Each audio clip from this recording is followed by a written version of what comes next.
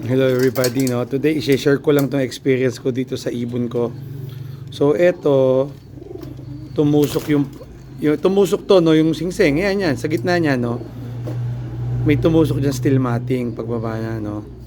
So hindi ko tinanggal yung ring. Ang ginawa ko, nilagyan ko agad ng betadine and then sinubukan ko ng Amtil.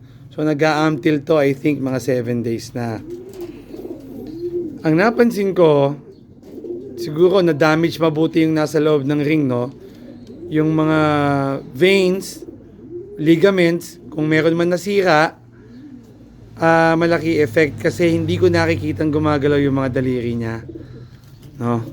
So hindi pa naman, feeling ko pa naman, hopefully, no, makagalaw pa. Kasi dependent dito yan eh. Sana yung na-damage ay gumaling. So ang ginawa ko, nakakulong lang siya. So aking hiwalayan, inalpasan ko. Why? Kasi para ma-entice niyang gamitin tong paa niya. Hopefully, mabuhay ang muscles or what, gumalaw ulit tong tong paa niya. Mai-restore niya yung mobility. Kasi madami na nangyari sa akin ganito, nababali.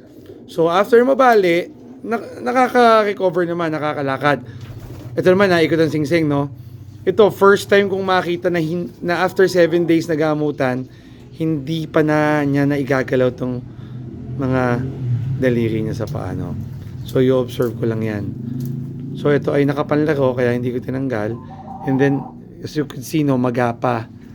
Baka yun ang dahilan kung ba't hindi pa niya maigalaw totally. Pero anyway, inilagay ko sa loft, thinking na makakatulong yon para magamit niya yung kanyang paa mabuti kaysa nakakulong lang, nasa kulungan lang. Ayan, o.